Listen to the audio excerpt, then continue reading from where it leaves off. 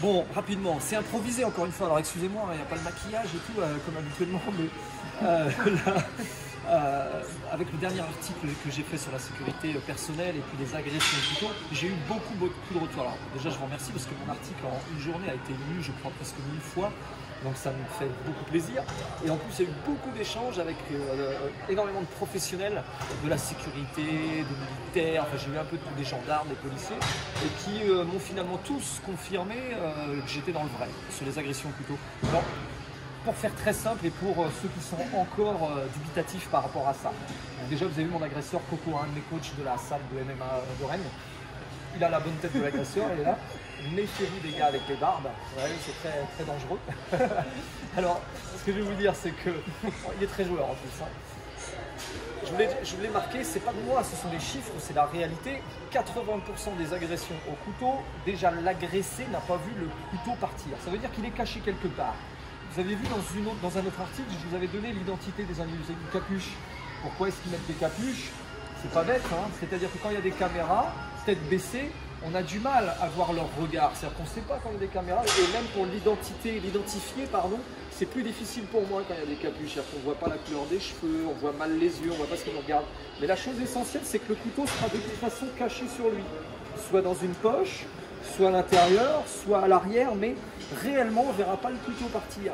Parce qu'en fait, même dès que ça va monter en conflit, même si je fais ce qu'on préconise, c'est-à-dire une distance gardée, non monsieur ne me touchez pas, n'avancez pas, vous avancez pas sur moi, ça ne changera rien dans les 5 secondes. En 5 secondes à peu près, vous allez voir que s'ils foncent sur moi et que je suis dans un environnement qui fonce sur moi, pour me planter, voilà ce qui va se passer. Et voilà, vous avez vu là, je ne sais pas si vous avez vu, mais j'ai déjà pris 3 coups de couteau, je les ai sentis. En plus, il n'est pas sympa, il les enfonce vraiment. On a de la chance, c'est un couteau en Kevlar très dangereux.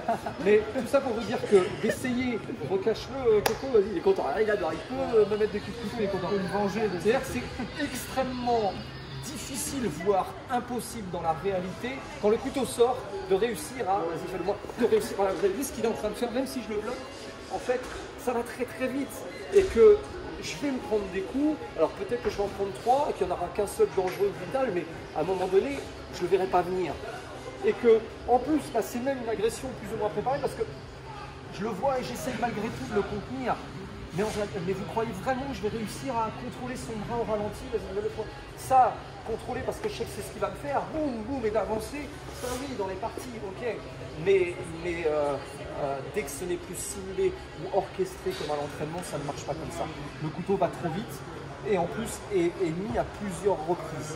Donc là, on ne peut rien y faire. Et c'est pour ça que je vous dis que dans votre environnement, quand on sent que l'agression va partir et dès qu'on voit qu'il y a des mains dans les poches, c'est un signe. C'est-à-dire si l'individu a les mains enlevées, il a le couteau là. Bon, encore, même si je sens que ça va partir en live et qu'il y a quoi que ce soit et que je veux être sûr de m'en sortir, alors il faut que je sois le premier à toucher et que très très vite, boum, ça va partir et je prends la fuite.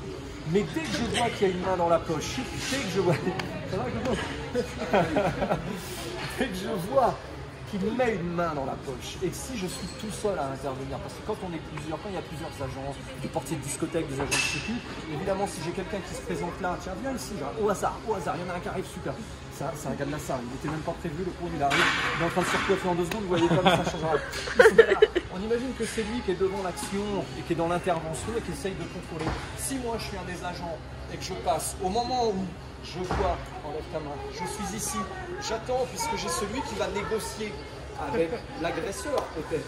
Voilà, même moi si je suis là et dès que je vois qu'il y a une main qui passe dans une poche, dans la poche, aussitôt c'est là que j'y vais et je vais essayer d'intervenir, de l'emmener au sol. Je ne laisse surtout pas le temps de sortir l'arme. Voilà. Mais quand on est seul, c'est impossible de gérer un couteau. Autre chose, c'est différent quand l'arme sert de menace. Parce que s'il a le couteau là et que je vois de sa part, servez-vous de votre environnement. Si je me retrouve, tiens, ça peut être simple, il est là, il avait les mains hors de la poche, il les met dans la poche, je suis à distance. Je sens qu'il va sortir quelque chose. Mon environnement, mis à part mes pieds, alors vous avez vu là j'ai des grosses chaussures, mis à part mes pieds au moment où il sort le couteau, boum, je vais le pousser, je vais me barrer très vite et je vais partir en courant parce que c'est dangereux.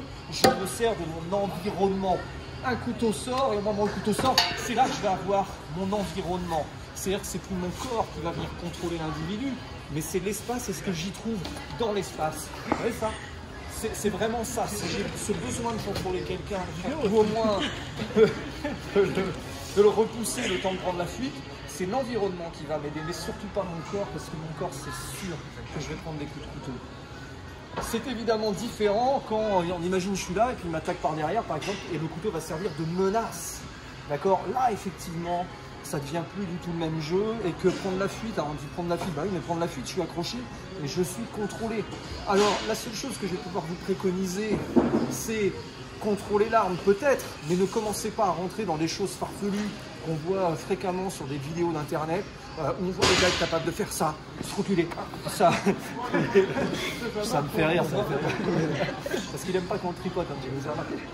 Et ce que je veux vous dire, c'est qu'en réalité, déjà contrôler l'arme, empêcher d'avoir l'action sur la gorge, après, attendez un moment opportun, mais prenez juste la fuite. Ne commencez pas à croire que sur vos actions, vous allez pouvoir tourner l'arme, contrôler comme ça, comme on peut voir sur certaines vidéos et tout ça. C'est impossible à faire. Dans le spectacle et dans les cours, oui. Dans la réalité, c'est impossible. Si moi, ça m'arrivait vraiment, je n'ai qu'un objectif réel, c'est prendre la fuite. Et si prendre la fuite, c'est simplement être là, tirer sur le bras très vite et essayer de m'échapper, voilà beaucoup plus ce que je ferais. Voilà plus ce que je ferais. Et pourtant, je vous dis, je pense avoir beaucoup d'expérience. Ça fait un petit peu quelques années que je suis dans tous ces métiers-là dangereux.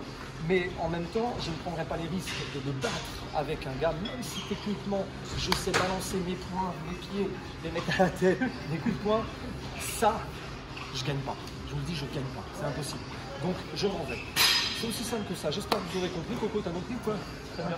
Tu garderas donc un couteau sur toi, c'est ça? Voilà, ça n'empêche que tous les spécialistes du couteau et qui sont amoureux de cette technique-là, mais vous pouvez le travailler si vous avez envie, ça pose aucun problème dans les cours de self. Si vous aimez faire un travail d'action sur les bras, il y en a plein qui me disent souvent « Oui, mais c'est dangereux, on leur apprend à faire des trucs qu'ils ne pourront jamais faire et s'ils essayent, ils vont se prendre des coups de couteau. » Mais c'est dangereux de rien du tout, puisqu'on sait que presque 80, je crois que c'est 97-98% des gens qui pratiquent tous ces sports-là ne seront jamais agressés. Parce qu'en fait, c'est vraiment une malchance de se faire agresser. Coco, tu t'es déjà fait agresser toi avec un couteau? Jamais. Ouais. Je me suis déjà fait agresser avec un couteau. Alors oui, c'est différent, j'ai fait de la discothèque. Mais j'ai des métiers qui sont évidemment prédominants à ça. Mais ça reste exceptionnel. Dans la vie de tous les jours, j'ai eu presque 4000 élèves depuis 25 ans ou 30 ans d'enseignement. Et quand je demande, j'ai eu 2 personnes qui se sont fait vraiment agresser. 2. 4500, 4500 élèves, 2 personnes. Pour vous dire, ça met personne en danger, c'est pas grave. L'important, c'est le discours du coach, le discours. On le travaille, mais le faites pas, parce que c'est dangereux. Prenez la fuite. Prenez la fuite. Voilà, j'espère en tout cas vous avoir bien expliqué tout ça. C'est bien, Coco, t'as compris? Au top. Au top. Il comprend que le MMA, les coups, les genoux, les armes, il joue avec. Hein. Bon, je vous remercie tous de me suivre, en tout cas, c'est sympa. C'est bien.